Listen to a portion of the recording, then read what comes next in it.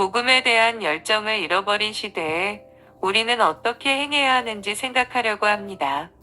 고린도전서 15장 1절에서 4절 말씀을 읽습니다. 형제들아, 내가 너희에게 전한 복음을 너희에게 알게 하노니 이는 너희가 받은 것이요 또 그 가운데 선 것이라. 너희가 만일 내가 전한 그 말을 굳게 지키고 헛되이 아니하였으면 그로 말미암아 구원을 받으리라. 내가 받은 것을 먼저 너희에게 전하였노니 이는 성경대로 그리스도께서 우리 죄를 위하여 죽으시고 강사진행 받으셨다가 성경대로 사흘 만에 다시 살아나사. 바울은 본문에서 고린도 교회에 예수 그리스도의 복음을 간단히 소개하였습니다.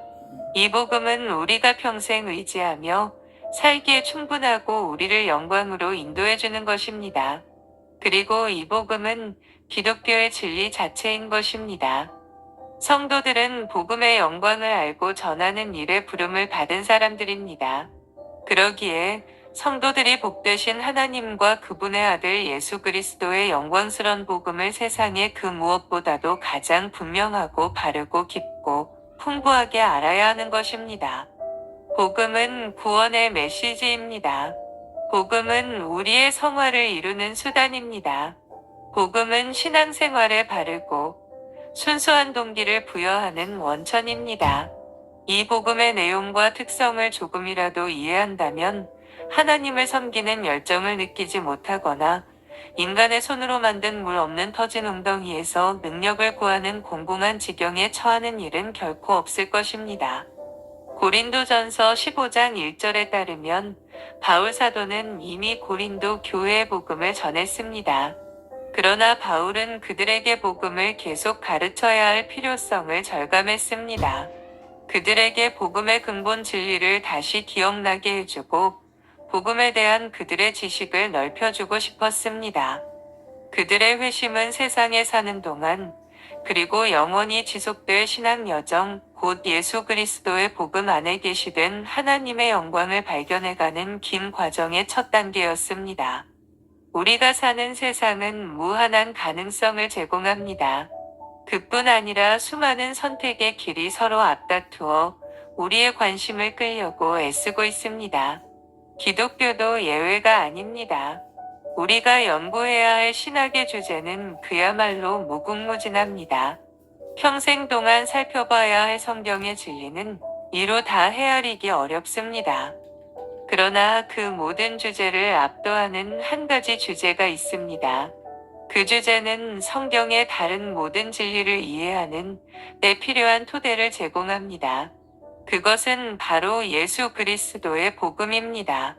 이 탁월한 복음을 통해 교회와 그리스도인의 삶에서 하나님의 능력이 가장 확실하게 드러납니다. 기독교 역사를 살펴보면 하나님과 그분의 나라를 추구하는 열정이 남달랐던 사람들을 발견할 수 있습니다. 우리는 그들처럼 되길 바라면서 그들이 그런 열정을 끝까지 지속할 수 있던 이유를 궁금해합니다.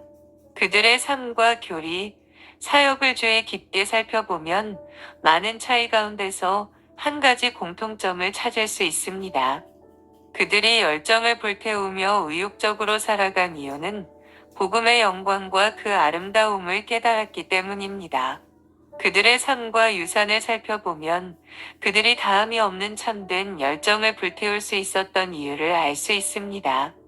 바로 예수 그리스도의 인격과 사역을 통해 하나님이 그분의 백성을 위해 행하신 일을 끊임없이 배우고 깊이 이해했기 때문입니다. 그 어떤 지식도 그런 깨달음을 대체할 수는 없었습니다. 우리가 그리스도인으로 불리는 이유는 그리스도 안에서 우리의 정체성과 삶과 목적을 발견하기 때문입니다.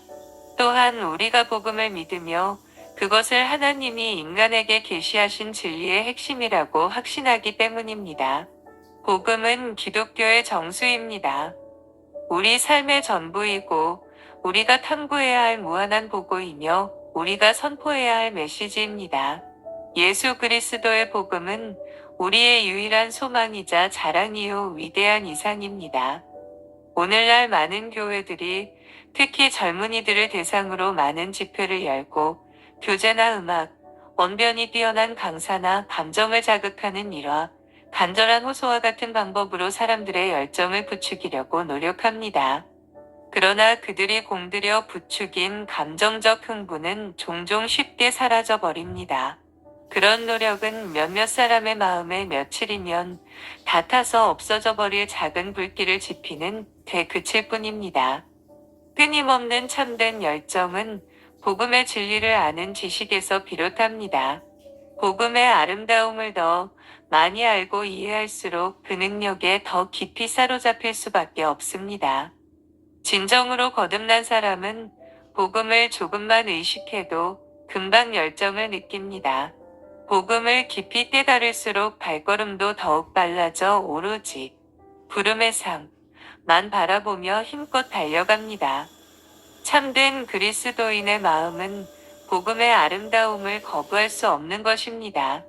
오늘날에는 이런 마음이 절실히 필요합니다. 우리가 잃어버린 것은 복음을 알고 복음을 전하고픈 열정입니다. 우리는 이 열정을 다시 회복해야 합니다.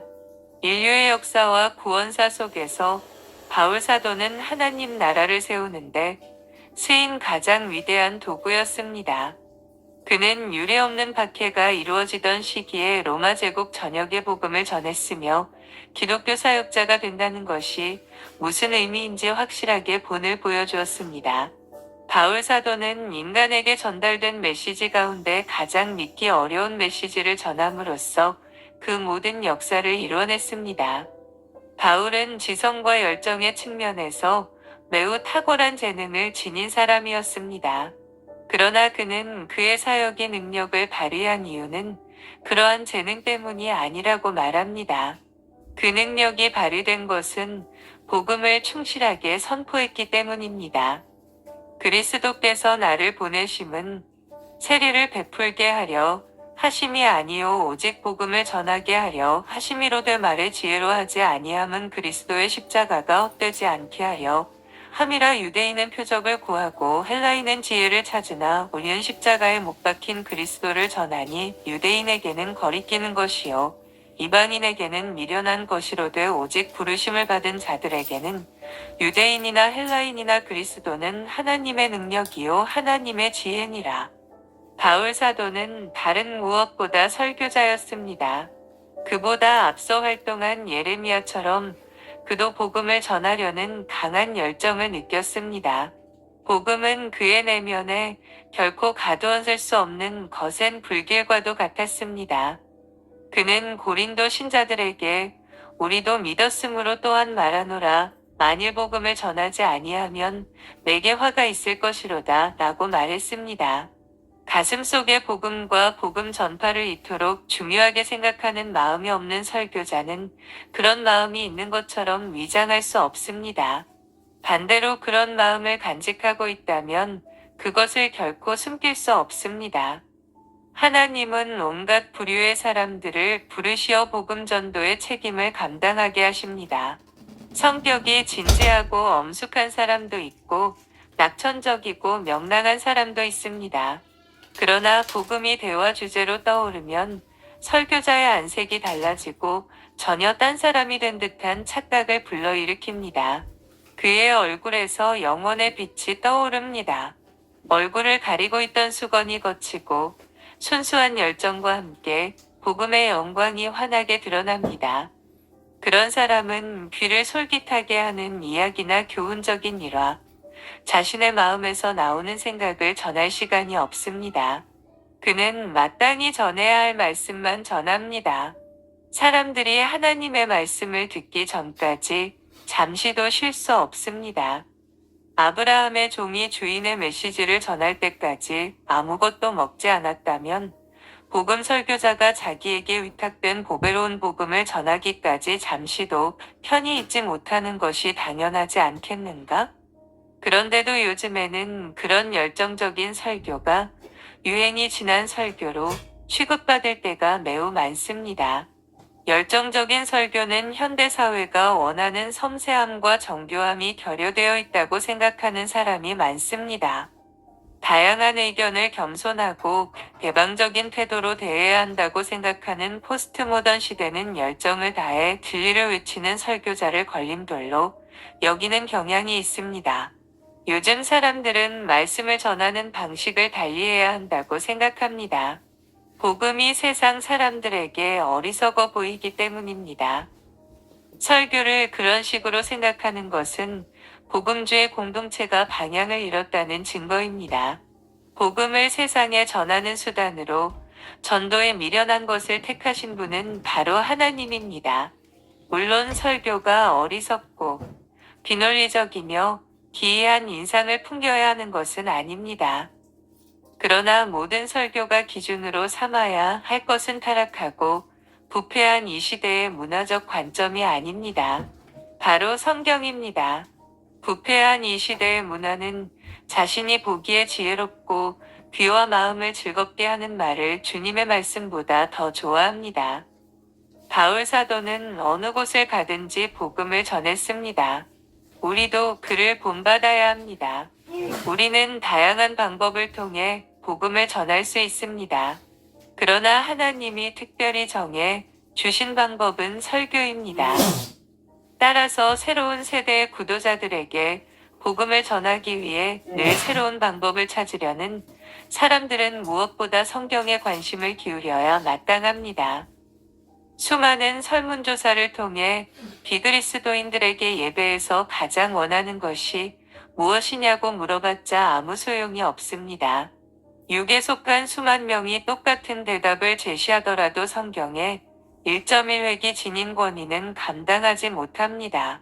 하나님이 성경을 통해 정해 주신 것과 오늘날의 속된 문화가 바라는 것 사이에는 넘나들 수 없는 괴리가 존재합니다. 육에 속한 사람들은 교회 안에서든 밖에서든 복음 설교와 성경 강의를 드라마와 음악, 미디어로 대체하려고 애씁니다. 하나님이 마음을 거듭나게 하지 않으시면 사람들은 가다라 지방에 귀신 들린 자들이 예수님을 향해 우리가 당신과 무슨 상관이 있나이까라고 말한 것처럼 복음에 대해 똑같은 태도를 취할 수밖에 없습니다. 성령이 거듭나게 하시지 않는 한 육에 속한 사람은 복음에 진정한 관심을 기울일 수도 복음을 올바로 이해할 수도 없습니다. 거듭남의 기적은 육에 속한 사람이 싫어하는 복음 전파를 통해 그의 마음속에서 일어납니다. 따라서 우리는 육에 속한 사람들에게 그들이 듣기 싫어하는 복음의 메시지를 전해야 합니다. 그러면 성령께서 틀림없이 역사하실 것입니다. 돼지가 진주를 알아보지 못하고 개가 고기 상태를 구별하지 못하며 소경이 렘브란트의 그림을 알아보지 못하듯 육에 속한 사람은 성령의 역사가 없으면 복음의 아름다움을 결코 이해할 수 없습니다. 설교자는 육에 속한 사람들의 부패한 마음이 원하는 것을 공급하기 위해 존재하는 것이 아닙니다. 설교자의 역할은 그들이 성령의 기적적인 역사로 복음의 참 맛을 느끼고 하나님의 선하심을 깨닫기까지 그들에게 참된 양식을 제공하는 것입니다. 지금까지 복음 설교를 간단히 살펴보았습니다. 생각해야 할 문제가 하나 더 있습니다. 과거의 대각성 운동이나 영적 부흥이 일어났을 때는 설교가 큰 효력을 발휘했지만 오늘날의 문화는 그런 복음 설교를 원하지 않는다고 주장하는 사람들이 있습니다. 그들은 현대인들이 조나단 에드워즈, 조지 휘트필드, 찰스 스펄전과 같은 설교자들을 조롱하고 비웃고 멸시할 것이라고 생각합니다. 그러나 그 설교자들은 그 당시에도 조롱과 비웃음을 당했습니다. 참 복음을 전하는 설교는 세상 사람들 눈에 늘 어리석어 보입니다. 설교를 적절하게 만들어 그런 반감을 제거하려고 노력한다면 복음의 능력은 현저히 줄어들고 말 것입니다. 더욱이 그런 시도는 하나님이 인간을 구원하기 위한 수단으로 설교를 선택하신 목적에 위배됩니다. 인간의 희망은 정교한 논리, 탁월한 언변, 속된 지혜가 아닌 하나님의 능력에 있습니다. 우리는 마치 철근으로 동여맨 듯 죄에 단단히 속박된 문화에 살고 있습니다. 강단에서 말씀을 전하는 설교자나 영적인 삶을 지도하는 사람들이 교훈적인 이야기나 멋스런 금언, 삶의 지침을 전하는 데서 그친다면 어둠의 권세를 향해 아무런 능력도 발휘할 수 없습니다. 오늘날에는 예수 그리스도의 복음을 전하는 설교자, 곧 성경에 정통할 뿐 아니라 하나님의 은혜로 어떤 문화를 향해서든 하나님이 이같이 말씀하신다라고 외칠 수 있는 설교자가 필요합니다. 복음은 하나님이 인간에게 전하시는 메시지입니다. 그러기 때문에 당연히 반응을 요구하고 또 반응을 불러일으키게 되어 있습니다. 본문은 복음을 전해들은 고린도 교회가 복음에 합당한 태도로 복음을 받아들여섰고 그것을 발판으로 하나님 앞에 섰다고 말합니다. 하나님과 올바른 관계를 맺으려면 우리도 그래야 하는 것입니다. 구원받으려면 하나님의 은혜로 복음을 받아들여야 합니다. 이 말이 과연 무슨 뜻일까요? 받다 라는 말은 복음과 관련지어 생각하면 매우 특별한 의미를 가지게 됩니다. 첫째, 서로 모순되거나 반대되는 것이 둘 있다면 그 중 하나를 받아들이는 것은 곧 다른 하나를 거부하는 것이 됩니다. 복음과 세상은 서로 유사점도 없고 친밀하지도 않습니다. 따라서 복음을 받아들이는 것은 곧 세상을 거부하는 것을 뜻합니다. 이것은 복음을 받아들이는 것이 얼마나 대단한 것인지를 잘 보여줍니다. 복음을 받고 그 요구에 따르는 것은 눈으로 보고 손으로 붙잡고 있는 것을 모두 버리고 보이지 않는 것을 선택하는 것을 뜻합니다. 2000년 전 반란죄와 신성모독죄로 처형된 메시아를 섬기기 위해 개인의 자율성과 자치권을 포기한다는 것입니다. 또한 이것은 다수와 다수의 견해를 거부하고 교회라는 핍박받는 소수 대열에 합류하는 것을 뜻합니다. 십자가에 매달린 예수님이 하나님의 아들이요 세상의 구원자이시라는 믿음을 위해 온갖 희생과 위험을 무릅쓰는 것을 의미합니다. 복음을 받아들이는 것은 단순히 예수님을 마음에 영접하는 기도를 드리는 데 그치지 않습니다. 세상을 버리고 그리스도의 온전한 진리를 전폭적으로 수용하는 것입니다. 둘째, 복음을 받아들인 사람은 예수 그리스도의 인격과 사역만이 하나님과 올바른 관계를 맺을 수 있는 유일한 길이라고 여기고 그분을 온전히 신뢰합니다. 그러나 세상은 어떤 것 하나만을 온전히 신뢰하는 것은 지혜롭지 못한 처사라고 가르칩니다.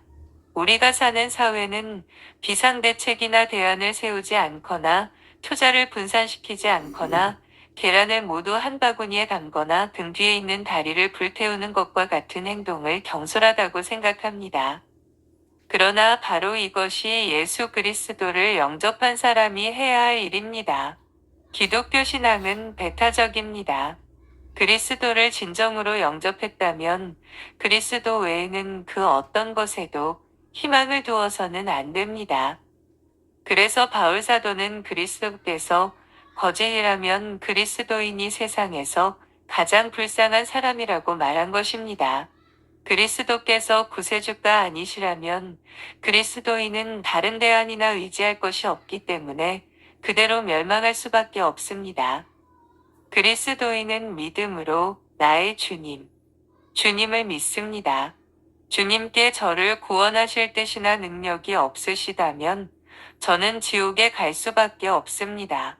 제가 스스로 세운 대안은 없습니다라고 고백합니다. 진정으로 복음을 받아들이면 죄를 증오해 멀리할 뿐 아니라 그리스도 외에 다른 모든 것을 의지하지 말아야 하고 특히 자기 자신을 포기해야 합니다.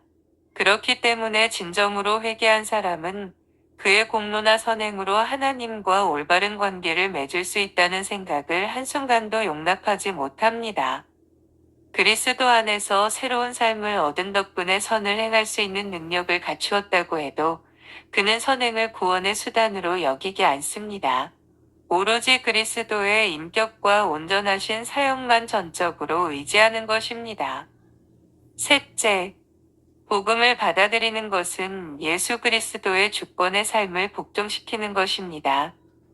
오늘날의 복음주의는 종종 사람들에게 예수님을 삶의 주인으로 삼아야 한다고 가르칩니다. 그들이 지금 사랑으로 그리스도께 머리를 숙이고 있든 중심으로 그분을 향해 주먹을 휘두르고 있든 그보다 더 정확한 가르침은 그들의 삶을 지배하는 주인은 오직 예수님뿐이라는 사실입니다. 성경은 하나님이 십자가에 못 박히신 예수님을 주와 그리스도로 삼으셨다고 말합니다. 하나님은 그분의 왕을 거룩한 산에 세우시고 그분에게 반역하는 이들을 비웃으십니다. 하나님은 사람들에게 마치 그런 힘이 있기라도 한 것처럼 예수님을 주님으로 세우라고 하지 않으십니다. 하나님은 그분이 세우신 주님께 철저히 복종하며 살라고 명하실 뿐입니다. 따라서 복음의 은혜를 받아들이기 원하는 사람은 모든 자율성과 자치권을 복음의 주님께 기꺼이 넘길 것인지를 먼저 결정해야 하는 것입니다. 복음 설교자는 이런 말의 뉘앙스를 명확하게 설명해야 합니다. 말의 의미를 축소하거나 애매하게 만들어 무슨 뜻인지 분별할 수 없게 하는 일이 없도록 주의해야 합니다. 그리스도를 영접하는 것은 그들이 할 수 있는 일 가운데 가장 현명하면서도 가장 위험한 일이라는 사실을 구도자들에게 분명하게 설명해야만 정직한 설교자가 될 수 있습니다. C.S. 루이스의 사자와 마녀와 옷장에 등장하는 아슬란처럼 주님은 길들여진 사자가 아니십니다. 그분은 결코 안전하지 않습니다. 그분은 그분을 주님으로 고백하는 자들에게 무엇이든 요구하실 권리가 있습니다. 수고하고 무거운 짐진 자들을 부르시는 예수님은 또한 모든 것, 심지어 목숨까지도 내놓고 이 어둡고 타락한 세상에서 그분을 위해 일하라고 명령하시는 것입니다. 복음의 위험성을 이해하지 못하는 사람은 복음을 옳게 이해했다고 할 수 없습니다. 그러나 복음을 듣고 그 위험성을 이해했는데도 그것을 받아들이는 사람은 참으로 지혜로운 결정을 내린 사람입니다. 전능하신 창조주요 우주를 붙드시는 분인 주님, 곧 자기 백성을 영원한 사랑으로 사랑하시고 자신의 피로 그들을 구원하시며 그들에게 허락하신 모든 약속을 철저히 지켜 오신 주님을 따르는 것보다 더 현명한 일이 있겠습니까? 서록 주님이 그러지 않으시고 그분 안에 그런 모든 선함이 존재하지 않더라도 그분을 따르는 것은 여전히 가장 현명한 일입니다. 그분의 뜻을 거역할 자는 아무도 없기 때문입니다. 바울 사도는 이런 이유를 비롯해 다른 많은 이유를 알고 있었기에 너희 몸을 하나님이 기뻐하시는 거룩한 산제물로 드리라고 권유하고 그것을 우리의 영적 예배, 즉 합당한 예배라고 일컬었던 것입니다. 넷째, 복음을 받아들이는 것은 전혀 새로운 현실을 인식하는 것이다. 즉, 그리스도께서 모든 것의 근원이 되신다는 사실을 받아들이는 것을 의미합니다. 이런 이유에서 신학자들은 구원과 신앙생활의 중심이 그리스도가 되어야 한다고 말하는 것입니다. 그리스도께서는 우리와 우리가 행하는 모든 것의 궁극적인 동기이자 목적이요 원천이십니다. 그분은 우주의 중심이십니다. 복음을 받아들일 때 우리 삶 전체가 완전히 달라지게 됩니다. 다시 말해, 우리 삶이 그리스도 중심으로 바뀝니다. 처음 회심했을 때 겉으로 드러난 극적인 현상은 없을지라도 그 효력은 점차 엄청난 파장을 일으킵니다. 호수 중앙에 던진 작은 돌멩이처럼 복음의 파장은 그리스도인의 삶 가장 바깥쪽까지 구석구석 퍼지게 됩니다. 참된 회심자는 복음을 이전 삶에 추가되는 부가물로 생각하지 않습니다. 그는 복음으로 옛 삶을 대체합니다. 복음을 받아들이는 순간 옛 삶을 버리려고 하는 것입니다. 이것이 예수님의 가르침입니다. 누구든지 제 목숨을 구원하고자 하면 잃을 것이요 누구든지 나를 위하여 제 목숨을 잃으면 찾으리라. 다섯째, 복음을 받아들이는 것은 그리스도를 생명의 원천이요 유지자로 인정하는 것입니다. 그리스도를 삶의 일부로 여기거나 이미 소유하고 있는 다른 좋은 것들의 하나를 더 보태는 식으로 받아들이는 것은 불가능합니다. 예수님은 우리 삶을 좀 더 아름다워 보이게 만드는 장신구가 아니십니다. 복음을 받아들이는 순간 그분 자신이 곧 우리 생명이 되십니다. 비그리스도인이 스스로 일구어낸 삶을 칭찬하고 그가 세운 업적을 높이 치켜 세우면서 이제 거기에 한 가지 부족한 것을 더하라고, 즉 예수님만 믿으면 완벽해질 것이라고 권하는 설교보다 더 신성을 모독하는 것은 없는 것입니다. 바울 사도는 그렇게 하지 않았습니다. 그는 과거에 아무리 훌륭하던 것도 그리스도와 비교하면 배설물에 지나지 않는다고 말했습니다. 비그리스도인에게 이미 멋진 삶을 살고 있으니 예수님만 믿으면 금상첨화일 것이라고 말해서는 안 됩니다. 비그리스도인은 자신에게 생명이 없다는 사실을 깨달아야 합니다. 그리스도를 믿기 전에 이룬 개인의 업적은 한갓 헛된 허영심을 보여주는 증거물, 곧 눈 깜짝할 새에 무너질 모래성일 뿐이라는 사실을 깨달아야 하는 것입니다. 예수님은 내가 진실로 진실로 너희에게 이르노니 인자의 살을 먹지 아니하고 인자의 피를 마시지 아니하면 너희 속에 생명이 없느니라고 가르치셨습니다. 이 어려운 말씀은 그리스도가 단지 삶의 양념이나 보완물이 아니라 생명의 유지자이시라고 증언합니다. 그리스도인에게 예수님은 하늘에서 내리는 만나요. 사막에서 생수를 내는 바위시며 생명과 열매 맺을 능력을 공급하는 포도나무이십니다. 그리스도를 진정으로 영접한 자는 양식이 아닌 것과 배부르게 하지 못할 것을 위해 살지 않고 하늘에서 내리는 만나, 곧 먹고 죽지 않게 하는 양식을 위해 살아갑니다. 설교자는 죄를 뉘우치는 것으로 그치지 말고 복음을 받아들이라고 외쳐야 합니다. 설교자는 만족을 주지 못하는 이 시대의 양식을 버리라고 외쳐야 할 뿐 아니라 사람들을 참된 양식이 쌓여있는 곳간으로 인도해야 합니다. 다윗처럼 너희는 여호와의 선하심을 맛보아 알지어다라고 권고해야 합니다. 그리스도의 구원을 계속해서 경험하고 그분 안에서 만족을 찾으며 그분과 한시도 떨어질 수 없다는 마음이 있어야만 비로소 그분의 구원을 진정으로 맛본 것이라고 가르쳐야 합니다. 고린도전서 15장 1절은 늘 받아들일 뿐 아니라 그 안에 서야 한다고 가르칩니다. 바울은 이는 너희가 받은 것이요 또 그 가운데 선 것이라고 말했습니다. 이 간단한 말은 서로 연관된 독특한 두 가지 진리를 전달합니다. 첫째, 진리는 그리스도인이 복음을 통해 하나님과 맺은 관계를 가리키고, 둘째 진리는 복음에 관한 그리스도인의 확신 또는 결심을 가리킵니다. 이 두 진리는 그리스도인의 삶에 폭넓게 영향을 끼칩니다. 첫째 진리는 그리스도인의 믿음을 지탱해주는 든든한 토대입니다. 그리스도인은 그리스도와 복음 안에서 하나님 앞에 설 수 있게 되는 것입니다. 둘째, 진리는 그리스도인의 삶을 형성하는 강력한 원동력이 됩니다. 그리스도인은 복음 위에 굳게 서서 움직이지 않습니다. 그리스도인이 복음 안에서, 즉 그리스도 안에서 하나님과 올바른 관계를 맺는다는 것은 기독교의 근본 진리인 것입니다. 여호와의 산에 오를 자가 누구며 그의 거룩한 곳에 설 자가 누구인가, 곧 손이 깨끗하며 마음이 청결하며 뜻을 허탄한 데 두지 아니하며 거짓 맹세하지 아니하는 자로다. 다윗은 인간이 겪을 수 있는 가장 큰 딜레마에 부딪혔습니다.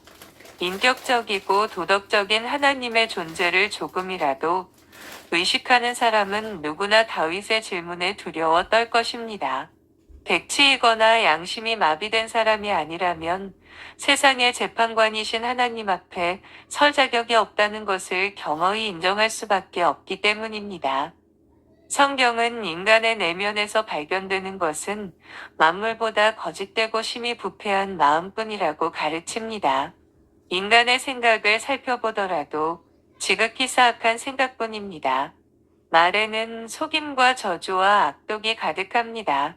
손을 보면 악행을 수없이 저지른 흔적뿐입니다. 인간은 절박한 심정으로 의로운 행위를 통해 자신의 수치를 가리려고 애쓰지만 그마저도 한간 나병 환자의 더러운 옷과 같을 뿐입니다. 잿물로 씻고 많은 비누를 사용해도 죄악의 흔적은 여전히 남습니다. 어느 곳을 돌아보아도 저주와 정죄뿐 어디에도 희망은 없습니다. 끝내 모든 것을 체념한 채 완전히 무기력한 상태에서야 비로소 죄인은 성령의 조명과 거듭남의 역사를 통해 그리스도를 바라보고 그분 안에서 희망을 발견합니다. 그는 자기의를 버리고 그리스도를 믿는 믿음을 통해 오직 은혜로 의롭다 하심을 받습니다. 그 순간부터 그는 그리스도인의 두 가지 표징을 드러냅니다. 바로 예수님을 자랑하고 육신을 신뢰하지 않는 것입니다. 그는 하나님을 믿고 그 믿음으로 의롭다 하심을 받은 성도의 대열에 합류합니다.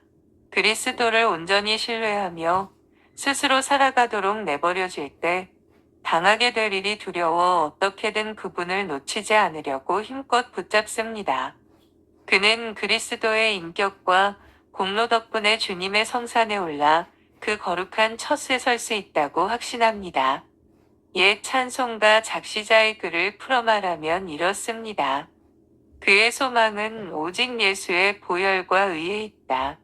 그는 가장 달콤한 것도 신뢰하지 않고 오직 예수님의 이름만 의지한다. 그는 굳건한 반석이신 그리스도 위에 서 있다. 다른 모든 토대는 가라앉는 모래와 같다. 다른 모든 토대는 가라앉는 모래와 같다고 합니다. 기독교 신앙은 오직 그리스도를 통해서만 하나님과 올바른 관계를 맺을 수 있다고 약속합니다. 이것이 사실일진데 우리는 단호한 마음으로 복음을 단단히 붙잡고 그 위에 굳게 서야 합니다. 서다 라는 말은 흔히 서 있는 자세를 가리킬 때 사용됩니다. 그러나 신약 성경에서는 확신, 결의, 단호함, 견실함, 흔들리지 않음, 변하지 않음의 의미로 사용되었습니다. 바울은 영적 싸움을 언급하면서 이 용어를 3번이나 사용해 그리스도인들에게 마귀의 관계를 대적하라고 권고했습니다. 그리스도인이 주님 안에서, 믿음 안에서, 그리고 하나님의 은혜와 사도적 전통 안에서 굳게 서야 한다는 의미를 전하는 것입니다. 그리스도인은 무엇보다 복음 안에 굳게 서서 조금도 물러나서는 안 됩니다. 이 토대가 제거되면 건물 전체가 와르르 무너집니다. 이것이 바로 바울 사도가 갈라디아 교회를 강한 어조로 책망한 이유입니다. 갈라디아서 1장 6절에서 9절을 읽겠습니다. 그리스도의 은혜로 너희를 부르신 이를 이같이 속히 떠나 다른 복음을 따르는 것을 내가 이상하게 여기노라. 다른 복음은 없나니 다만 어떤 사람들이 너희를 교란하여 그리스도의 복음을 변하게 하려 함이라. 그러나 우리나 혹은 하늘로부터 온 천사라도 우리가 너희에게 전한 복음 외에 다른 복음을 전하면 저주를 받을지어다. 우리가 전에 말하였거니와 내가 지금 다시 말하노니 만일 누구든지 너희가 받은 것 외에 다른 복음을 전하면 저주를 받을지어다. 성경의 말씀과 교리는 모두 중요합니다. 그러나 어떤 교리는 다른 교리보다 더 중요합니다. 우리의 영원한 구원은 교회론이나 종말론이 아니라 전적으로 복음에 달려 있습니다. 신중하고 성숙한 그리스도인도 세상에서 나그네로 살아가는 동안 사소한 신앙 문제에 관해서는 의견이나 생각이 바뀔 수 있습니다. 그러나 복음의 핵심 원리는 어떤 상황에서도 변경되거나 철회되지 않습니다. 남녀노소를 막론하고 복음을 진정으로 받아들인 사람은 복음 위에 굳게 서게 됩니다.